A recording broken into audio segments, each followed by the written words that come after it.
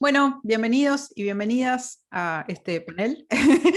Mi nombre es Romina Sanelato y vamos a conversar entre las tres con Caro Santos, autora de Historia del Rock Hecho por Mujeres, un libro que va a salir muy pronto por Gourmet Musical, y Barbie Recanati, que es también autora de Mostras del Rock, un libro que editó Ediciones Futurock, y del podcast Mostras del Rock, que también lo sacó Futurock, música entre otras yerbas. Y mi nombre, ya lo dije, es Romina Sanelato, soy autora de Brilla la luz para ellas, una historia de las mujeres en el rock argentino, que editó Editorial Marea. Bueno, hoy vamos a conversar sobre feminismo y rock, así que vamos a arrancar con un eje que tenemos ahí, que conversamos previamente, sobre cómo irrumpir en la historia oficial del rock. ¿Están preparadas, chicas? Hablen, a ver. 1, 2, 3, ya. Sí, perfecto. Bueno, habíamos dicho que iba a arrancar yo y ahora dudo, pero voy a arrancar igual. ¿Qué es lo que yo pienso de cómo irrumpir en la historia oficial del rock? Yo creo que hay que romper un poco las patadas en la historia oficial y hay que reclamar el espacio con fuerza reivindicativa y sin pedir ni permiso ni perdón. Eso como ley para mí en la vida. En principio las mujeres y todas las feminidades y las disidencias siempre tenemos esa costumbre de pedir permiso y pedir perdón, y yo creo que eso no corresponde, que no hay que hacerlo más, y que reclamar el espacio dentro de las historias es un ejercicio de memoria feminista, por lo menos yo lo pienso así, como activista y como periodista feminista. Creo que volver a contar la historia desde nuestros puntos de vista es un ejercicio que nos corresponde hacer, y que a medida que lo vamos haciendo, que vamos poniendo luz en todas esas historias que desconocíamos, hay como una apertura muy grande de sentidos y de experiencias que estaban ocultas, que son muy importantes y que me parece que modifican el futuro. Bueno, a ver, eso es lo que pienso. Barbie, ¿qué pensás? Perdón, voy enchufando el micrófono para cargar el celular. Ahí está, ahí se a, escuchaba Regio. a mí me pasa que, eh, bueno, yo pensaba en irrumpir un poco en la historia del rock, lo pienso más como, bueno, cómo intervenirla, una historia tan repetida. A mí me pasó con el libro Mostras del Rock que me di cuenta, eh, me empezó a pasar con el podcast, que yo cuando hice el podcast lo hice con una intención de hablar de ciertas personas, ¿no? De Patti Smith, de Debbie Harry, de Johnny Mitchell, como las tenía muy pensadas. Y yo sola me encontré con un montón de artistas que no conocía, historias que no conocía. No fue que decidí hablar de eso. Cuando yo me encontré con esas historias, lo primero que pensé fue, ¿cómo puede ser que no haya sabido esto? Siendo que yo soy una consumidora de la historia del rock muy... Estoy en la punta de la pirámide de consumidores. Soy de las que se compró todas las remeras en la Bond Street, soy de las que vivía en el Parque Rivadavia. Y tenés buena Eh, memoria además, ¿no? Como tal disco tengo, salió tal año. justo el otro día hablaba, tengo una pésima memoria para la vida, y mi cerebro se ocupa solamente de datos de música. Y, Y además fui como muy coleccionista de discos y muy fanática de comprar, intercambiar discos. Y entonces, tipo, los productores, los estudios, y ellas no estaban ahí. No es que yo no presté atención, ¿eh?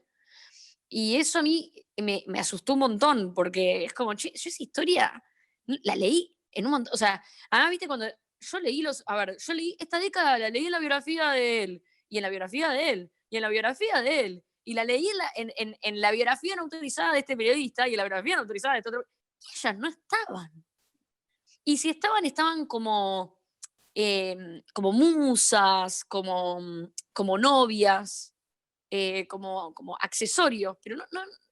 Entonces, lo de intervenir la historia del rock, para mí, yo lo vi como una urgencia, de decir, bueno, hay que como una real intervención. Como, bueno, esta historia que yo la consumí durante toda mi vida y que está repetida y licuada, y yo tengo cuentos para mi hijo de rock, em, donde está la historia de Jim Morrison, la historia de... Y cada vez son como más abreviadas y más resumidas, y más pasan los años, más se borra, porque tiene que estar más sintetizado, porque además empiezan a aparecer cosas nuevas y es como, bueno, ya fue, ya está. El rock, Chuck Berry, ¿entendés? Elvis Presley, como avancemos de década. Y es cada vez más lo que va pasando, y me asustó tanto que mi manera de intervenir la historia del rock fue a partir con muestras, pero de un lugar de cómo yo consumí la historia del rock, que fue más banal. Por ejemplo, mi libro no tiene bibliografía, pero no tiene bibliografía por una razón. La razón por la que decidimos hacer también que sea una forma de novela gráfica es para dar lugar también al mito. Por ejemplo, Jackie Jane cuenta cosas de ella que yo no sé si son tan verdad, algunas de las cosas que cuenta. Y no hay fuente que lo verifique. Claro. Al mismo tiempo, yo viví jurando que un montón de historias de Ozzy Osbourne eran verdad, o de Kiss eran verdad, y recién 50 años después empezaban a aparecer unas desmentidas que tampoco sabes si realmente son desmentidas, porque la fuente ya murió, porque estaban todos muy drogados y no se acuerdan bien, por lo que sea. Se mordió el murciélago, ¿no? Exactamente. La sangre en la lengua era de verdad. O un millón de cosas. O Jim Morrison se desnudó, no se desnudó, le chuparon la pija mientras cantaba. Y después empiezan a ver películas que como que certifican ese mito. Y dije, bueno, la historia de ellas va a ser igual. Algunas son historias que las encontrás en sus propias autobiografías, y algunas son historias que las encontrás en una entrevista que le hizo una bloguera en Canadá en el 2001 antes de que muera. Entonces me pareció que la mejor manera era transformarlo en una especie de cómic que diera lugar al mito, que diera lugar al dato real, al dato inchequeable, y que nos construyera nuestra propia historia de rock que nos perdimos. Mismo me pasó con una historia muy puntual, que seguramente la repita en todos los ejes, que es la de la nota de Rolling Stone sobre Johnny Mitchell, que no aparece en ningún lado. A mí me costó muchísimo conseguirla, finalmente la conseguí. Incluirla como una bibliografía, inclusive era casi imposible porque en los archivos de Rolling Stone no está, y cuando yo la encontré era como una fotocopia de alguien que lo tenía, de una biblioteca virtual, y un periodista de Rolling Stone que lo cuenta, que es el árbol que armó Rolling Stone sobre las parejas que se había cogido Johnny Mitchell, y el titular, Old Lady of the Canyon, que era, y ella tenía 27.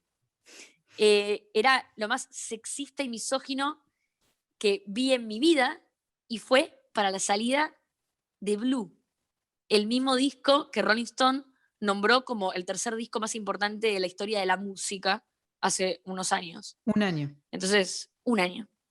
Entonces, nada, dije, bueno, ¿sabes qué? Acá no va a haber bibliografía, acá va a ser un cómic con mitos y con datos chequeables y otros inchequeables, y todo lo que un millón de voces dijeron a lo largo de estos años, por esa razón, porque es mi forma de intervenir la historia del rock que yo consumí. Bueno, pero yo quiero decir además que en el libro de Barbie, en la introducción, ella plantea algo muy importante.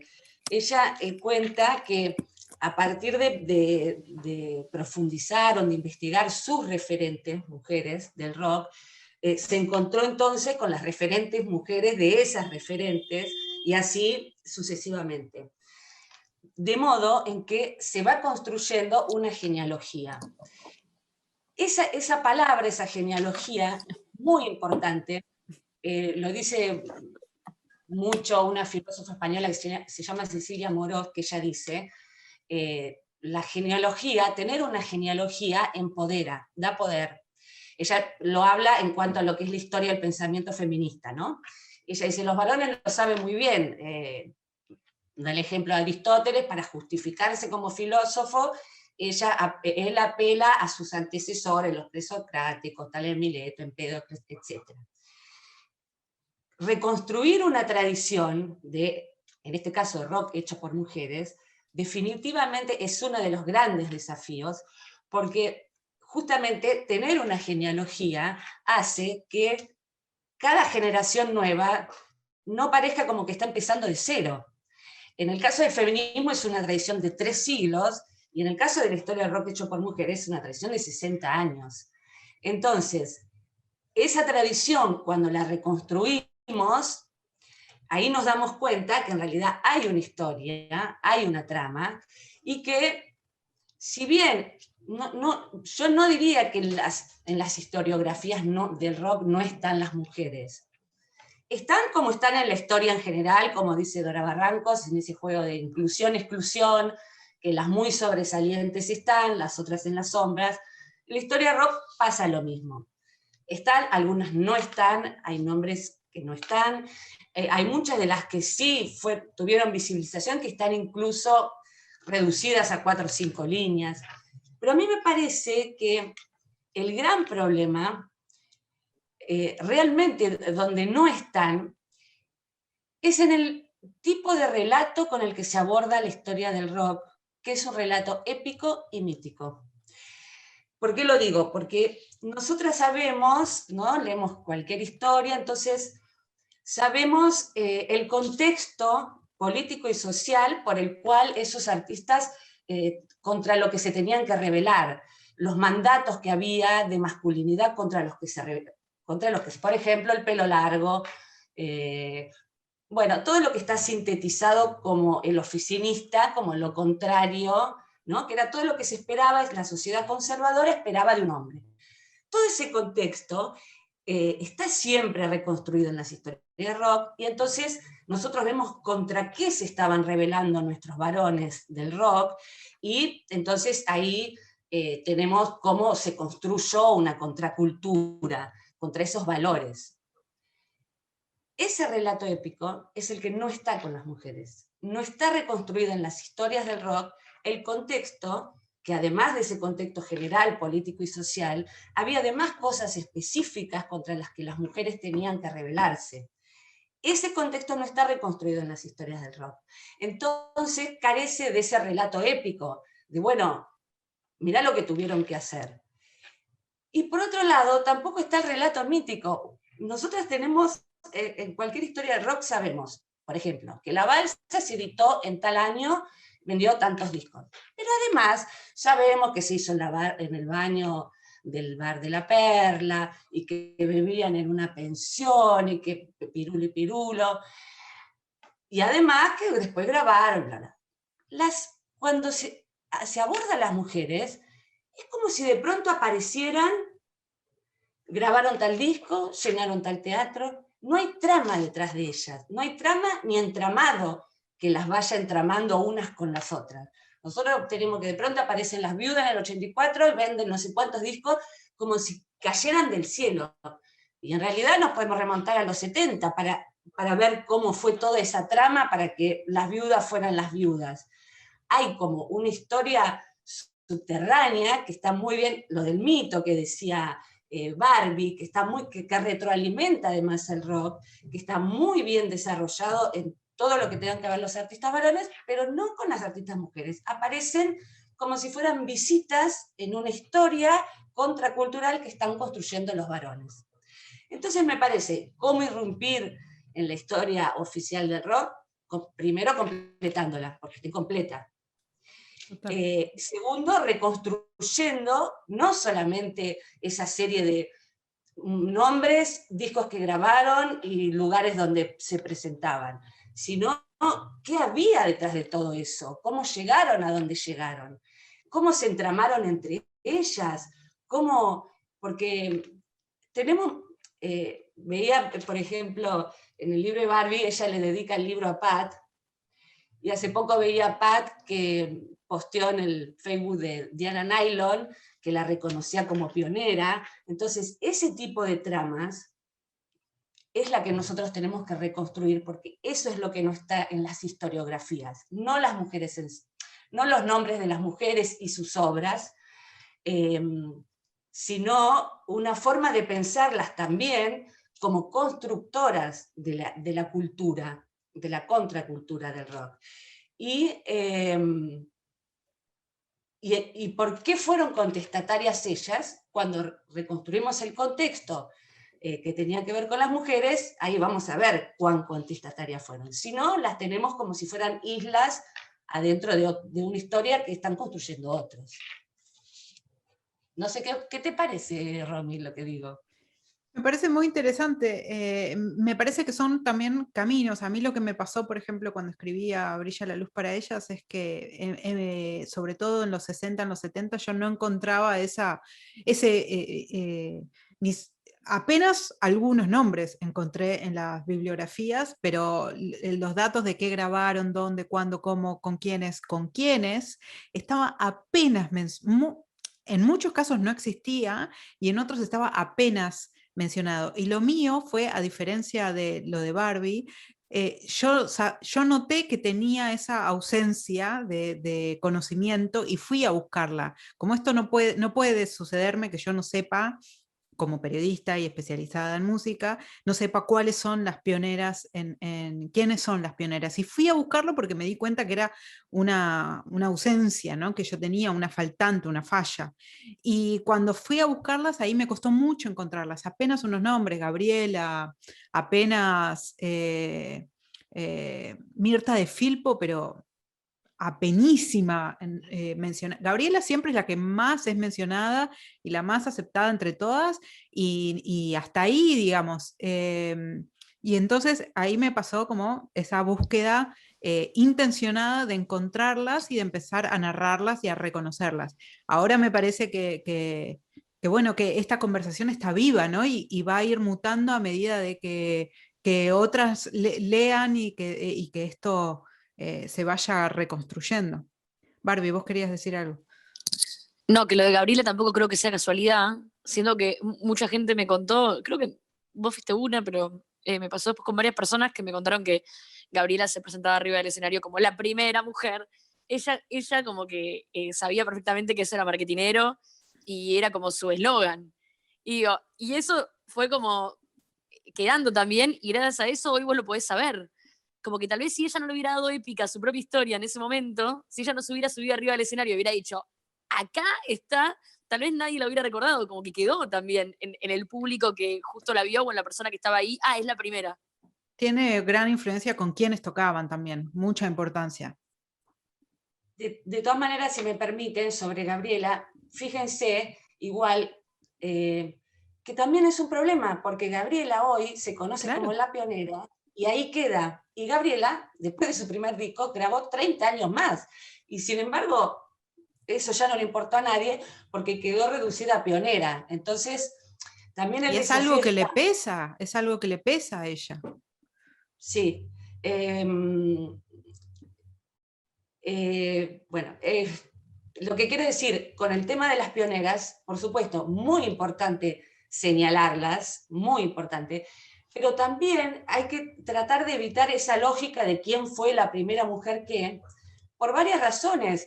Una es porque justamente como estamos hablando de una historia que está en construcción, que recién está siendo revisada, y que hay mucha invisibilización. A lo mejor aquella que nosotros pensamos que fue la primera, no fue la primera, porque la primera está invisibilizada.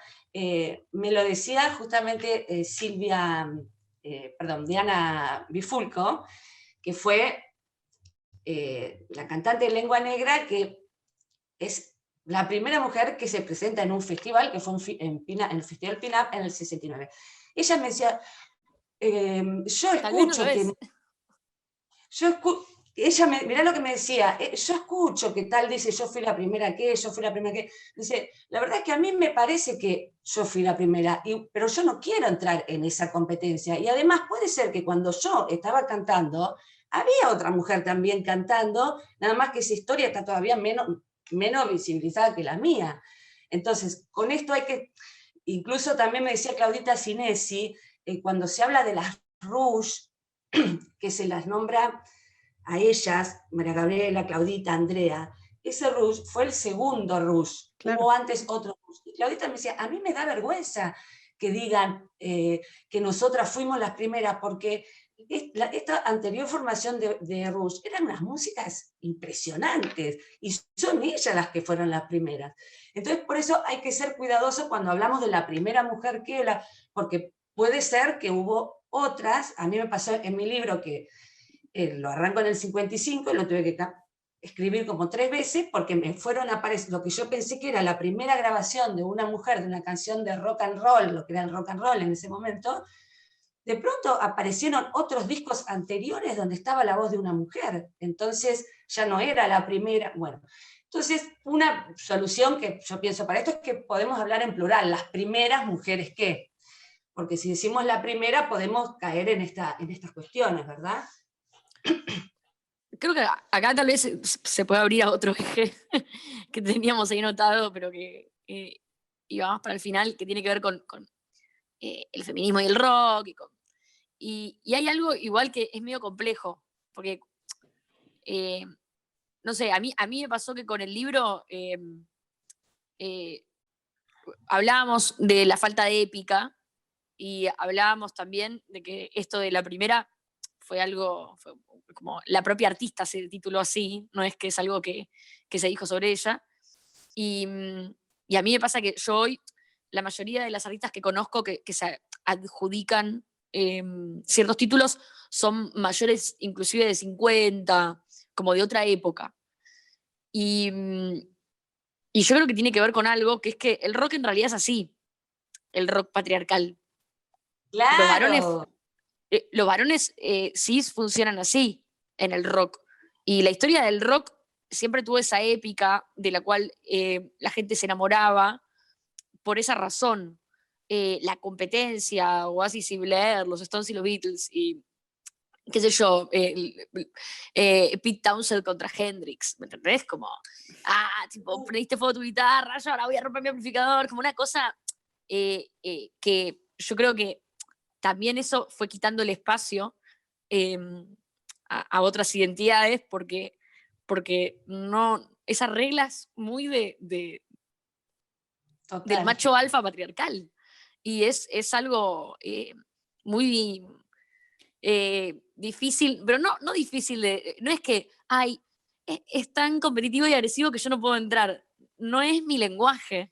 Y de hecho, algo que me pasó, que las historias que yo fui encontrando, por lo menos en el libro, la mayoría de las artistas que se retiraban, que tal vez después sacaban un montón de discos y no eran recordadas, no eran por haber fracasado, era por decisión propia de decir, estas reglas no me interesan, no tengo ganas de convivir en este espacio.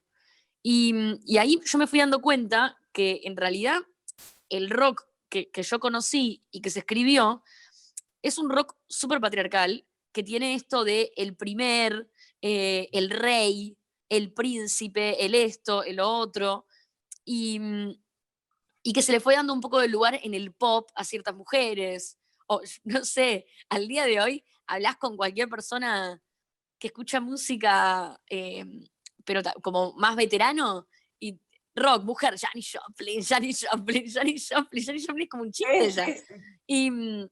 Y, y se decidió, es una decisión, como bueno, se va a dejar esta mujer haciendo esto y esto, pero es por algo como súper patriarcal de la historia del rock.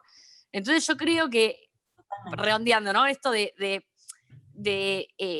tenemos que hablar de las primeras en lugar de la primera, o yo creo que en realidad nosotras que estamos tratando de no sé, tal vez escribir otra parte de la historia, en mi caso de hacer música, en el caso de ustedes de comunicar, el periodismo, yo creo que a nosotras en realidad ya como que nos toca hablar de otro rock y otra historia y construirla desde otro lugar y hacia otro lugar que no tiene nada que ver con este código patriarcal, y donde realmente lo que termina cambiando no es a quién nombremos nosotras, sino cómo se nombran las artistas y a quiénes nombran.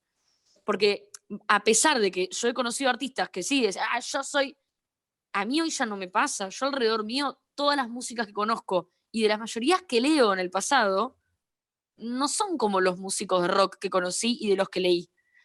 Son muy, como con una cabeza muy cooperativa y colectiva e interseccional. Entonces, a veces creo que está buena la épica de hablar de, bueno, esta fue la primera, y posiblemente ella sola se ocupe en su historia de hacerte conocer a un montón de otras cuando vayas a investigarla.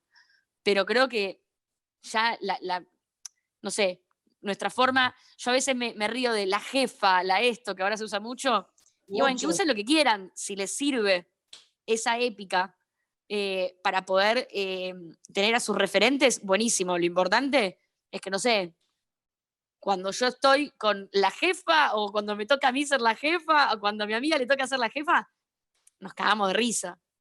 No hay un espíritu realmente de jefatura.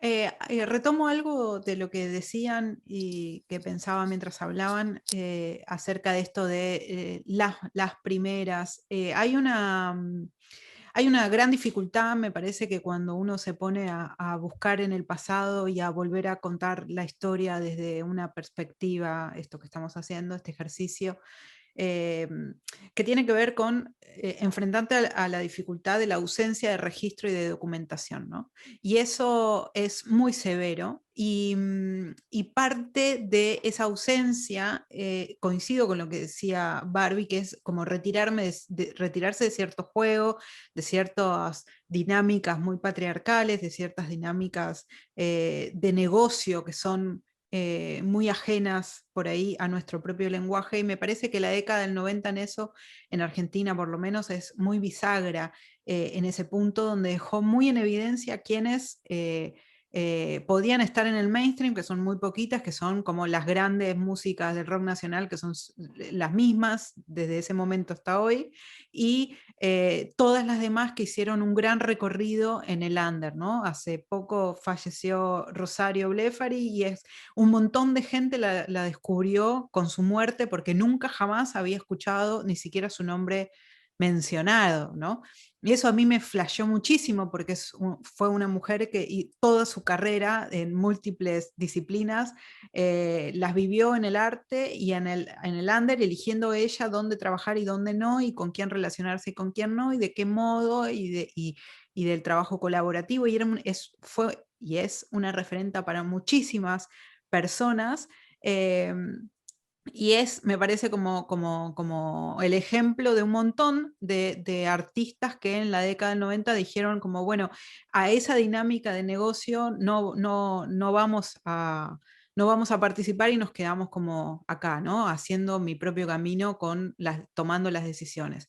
¿Por qué eso también, ¿no? Porque quienes eligen, quienes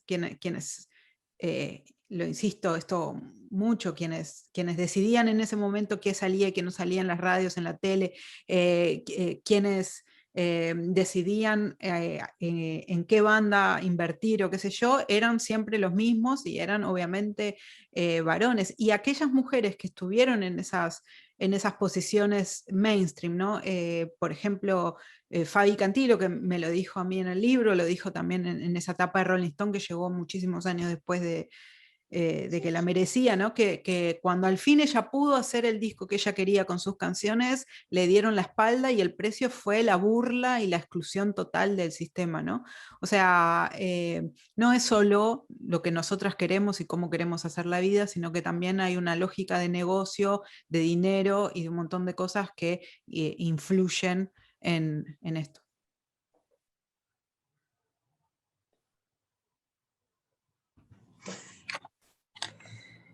¿Quieren pasar de eje? Dale.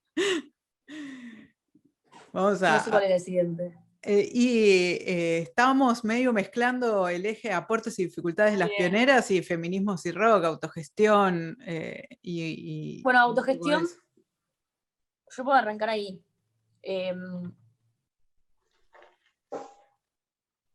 A mí me pasa que venimos hablando sobre esto de que en realidad la forma en la que se escribió el rock también tiene una lógica en cómo se vivió y que cada década, como justo ustedes hablan un montón de la historia del rock en Argentina y a mí lo que me impresiona es que yo escribí como una historia más anglosajona, pero porque agarré la historia clásica, ¿no? Como, bueno, a ver, a mí me impresiona mucho que las cosas que conocemos, no es que no es que habían mujeres y no lo sabíamos. Las cosas que conocemos fueron gracias a unas mujeres que no conocemos. Es como mucho peor. El hecho de que la primera canción que se haya grabado en la historia, blues, o el primer blues que se grabó en la historia, que fue el inicio de las puertas del rock, y que hizo que se generaran un montón de listas donde se diga, fue una mujer, no fue un tipo, y nadie habla de esa mujer. O la canción con la que se hizo famoso Elvis Presley en la tele, era una mujer. O como que cosas como muy graves, ¿no? Y lo que yo vi de todas esas mujeres es que esas mujeres, por lo general, o sea, va escalando, ¿no? Pero cuando arranca desde el lugar más como cerrado, que es cuando el rock no existe, y cuando no hay forma de que hagas dinero con eso, cuando no existe una industria, como no va a pasar nada. La única razón por la que estás haciendo música es porque es tu manera de respirar, es tu manera de divertirte, vas a trabajar y cuando volvés a hacer música, o sea, no hay ningún tipo de expectativa vinculada ni al dinero ni a nada que vaya a pasar. 1920. No va a suceder. Y eran minas afrodescendientes, pobres, lesbianas, gordas. Eran minas que en ningún momento se les cruzaba por la cabeza que iban a formar parte del sistema por encima de donde ya estaban. Eran la parte más baja de la pirámide dentro del capitalismo gringo. Y ellas eran las que iniciaron todo. Y después, a medida que vas pasando, te encontrás con todos los íconos de personas que irrumpieron, todas las minas que fueron y que hicieron algo que tal vez sí fue por primera vez, o fue pionero, eran personas que no solamente no estaban pensando en el dinero o en la industria musical, sino que no estaban pensando ni en seguir viviendo. Muchas estaban como, no sé ni cómo expresarlo, pero personas que vivían en la calle. ¿Me entendés? Johnny Mitchell, cuando empezó a hacer sus canciones, acababa de dar en adopción a su hija porque no tenía para darle de comer. Era una sobreviviente de polio. Patti Smith se había ido a Nueva York porque no podía ni tolerar el bajonazo que se había comido también dando en adopción un bebé encerrado un año en su casa, también con una infancia encerrada por una enfermedad en su casa. Después como que hablo como de las rockeras más conocidas, inclusive. Debbie Harry también tiene Risto, como todas violadas, todas recontra marginadas, todas pasando. Ninguna venía con una cabeza que no sea la autogestión, pero la autogestión no solamente en el arte, en la vida. En la vida, claro. No tenían de dónde agarrarse en nada. Y por eso, después, todo lo que pasa en la música siempre es como una manera de capitalizar lo que ellas hacen y comercializarlo, pero realmente la autogestión es el motor de todo, pero como por una cuestión lógica. Y al día de hoy, cuando vos ves a los músicos que están arriba en el mainstream y que están recontra explotados, por lo general, los mejores, los que tienen una carrera a largo plazo y no se fuman en 2 años, vienen de escuchar a Rosario Blefari, vienen de escuchar a artistas recontra autogestivos, como que la autogestión siempre es el motor de todo lo que pasa, en 1920 y en el 2020. Como que yo siento que es la única forma de hacer arte. Después hay formas de trabajar haciendo arte y después hay formas de ser explotado. Y hay gente que tal vez se deja explotar porque ve una oportunidad, como pasa, no sé, en el fútbol, vos decís, te van a explotar, pero bueno, vas a ganar 100 millones de dólares.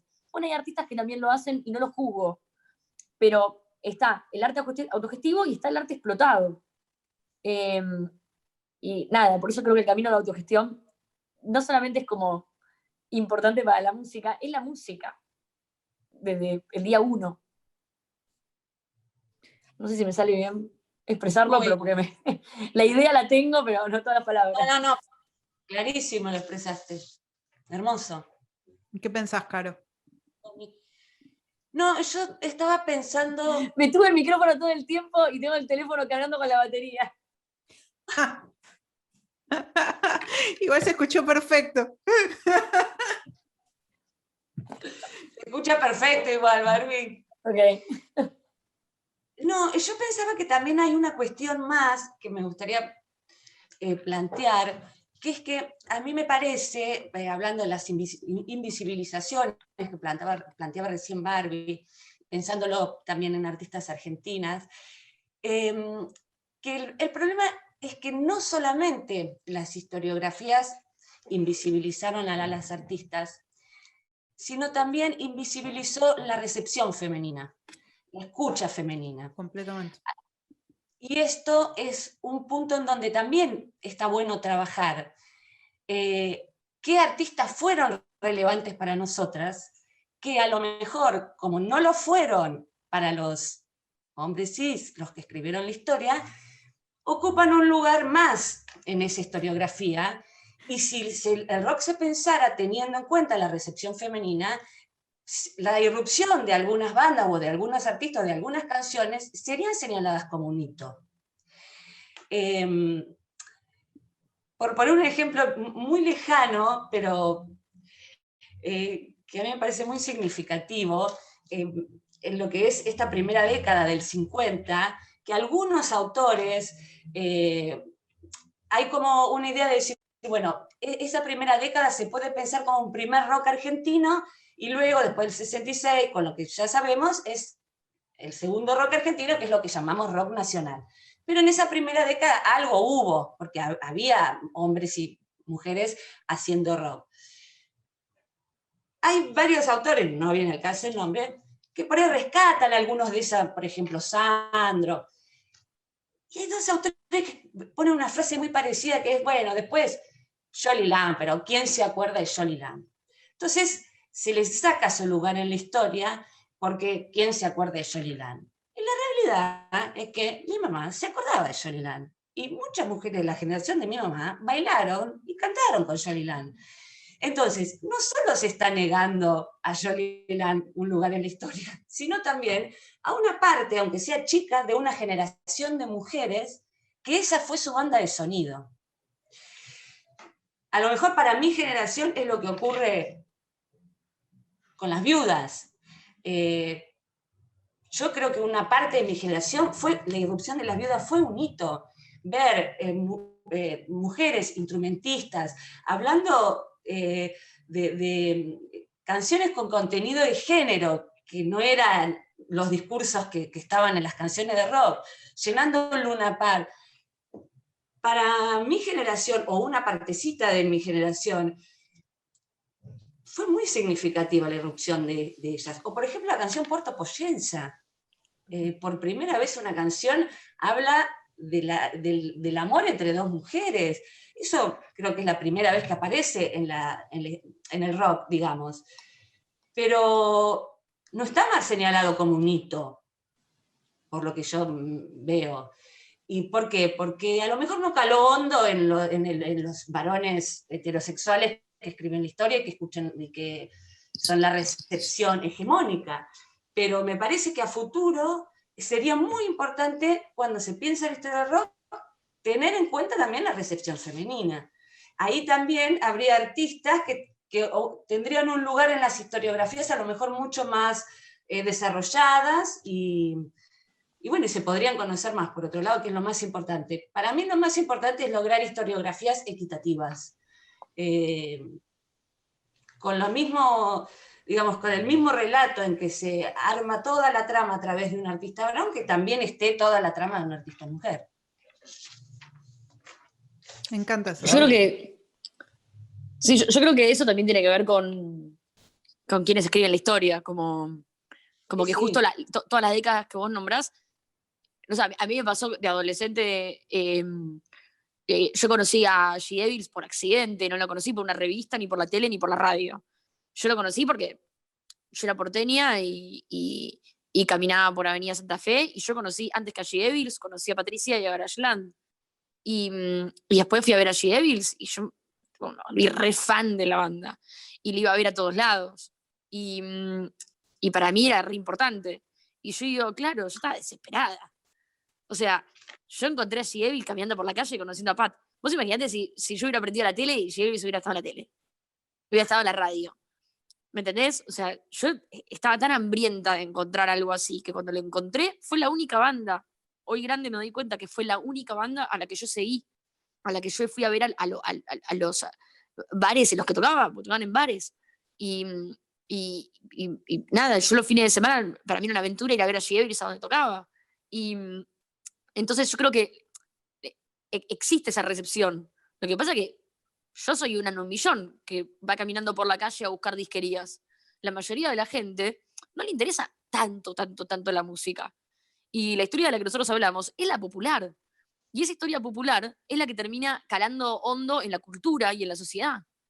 Y esa cultura y esa sociedad, durante todas esas décadas, estuvo calada por eh, periodistas que eran chabones, eh, por curadores, por los escritores de las revistas, o sea, la revista que vos leías, la radio que vos escuchabas. Al día de hoy todavía es muy poco equitativo eso. Y Romy vos lo debes saber más que nadie. O sea, hoy todavía son contadas antes eran contadas con un dedo, después fue contadas con una mano, ahora son contadas con 2 manos, ¿me entendés? Tampoco es que está lleno. E inclusive pasa como que la mayoría de los musicalizadores de la radio son chabones también, ¿me entendés? Y todavía la mayoría de los, y yo mayoría por no decir que están curando en los programas de televisión, los musicalizadores de la televisión, son todos varones. Entonces, esa historia todavía es como muy difícil. Es más, lo que nos diferencia a nosotras es que nosotras tenemos como una visión como medio justiciera con respecto a la equidad y con respecto a como al revisionismo. Ellos no, ellos es más como, recabe, no, y jugar al fútbol con él y es un copado, ¿me entendés? Y nosotros por lo menos somos como re justicieras, como no, pero acá está faltando, digo, menos mal, entonces como que eso va generando una diferencia que está copada, ¿me entendés? Porque yo no creo que jamás en la historia de la música un chabón haya dicho como, che, pará, no estábamos poniendo a nadie de la Pampa, ¿me entendés? Como que... Como, esto no está federalizado. ¿Qué? ¿Me entendés? Como, por lo menos eso va cambiando. Entonces, nada, creo que sí. Me parece que, de nuevo, Caro, vos decís cosas como, che, esto pasó y no debería pasar más.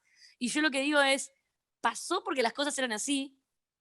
Y no sé si no van a pasar más, pero van a pasar mucho menos porque ahora son así. Y hay como una lógica detrás de eso que pasó y una lógica detrás de cómo están cambiando las cosas. Estoy convencida. Y lo mismo que nada, que por eso, de nuevo, mi enfoque de mi libro es re distinto a, por ejemplo, lo de Romy. Y yo creo que es re lógico y está muy bien. El de Romy, que es de historia argentina, la historia argentina, que nosotros la caminamos, está llena de datos por todos lados y hechos que hacen una historia del rock muy cortita. Tenemos una historia del rock argentina muy cortita. La mayoría de las personas que hablan de la historia del rock argentina, tipo, nacieron antes, es como muy corta. Mientras que la historia de la que hablo yo es como la épica, la hollywoodense. Entonces, esa historia épica hollywoodense, como para mí lo que necesita es figuritas. ¿Entendés? Es La pósters, estampita.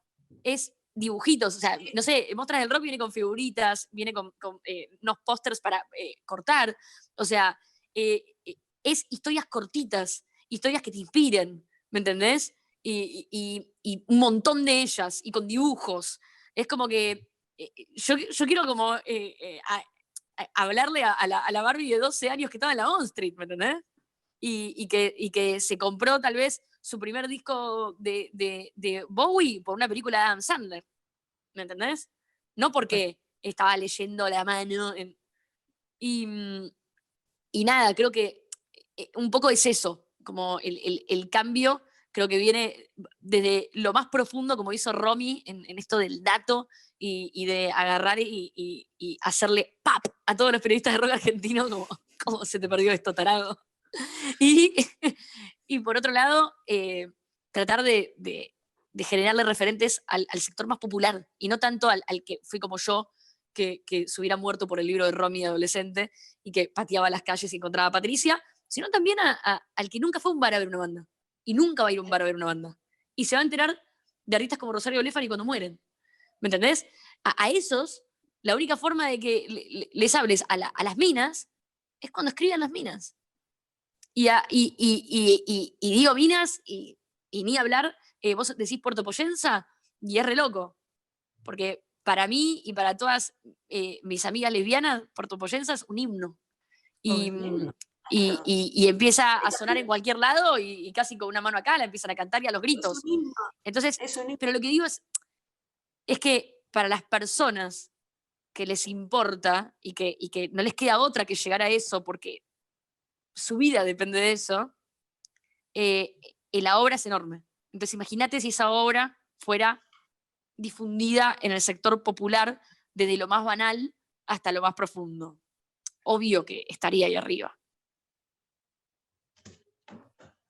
Eso. Eso es un gran cierre, Barbie. Es un gran cierre, no sé ya qué agregar. Parece que ahí tendríamos el cierre, ¿o no? Sí, de una. Bueno, llevamos? cerrémoslo un montón. Muchas gracias a todos quienes están mirando. Está lindo para cerrar con esa frase de Barbie, está muy lindo. Sí, me la acuerdo. Hermosa los libros de las dos, las recontra felicito, hermoso estar en contacto con ustedes. Bueno, una alegría. Esperamos leer el de Caro pronto y nos vemos en la FED el 1, 2 y 3 de octubre. Veámonos más seguido, tomémonos un vino y critiquemos libros. Sí. Adiós.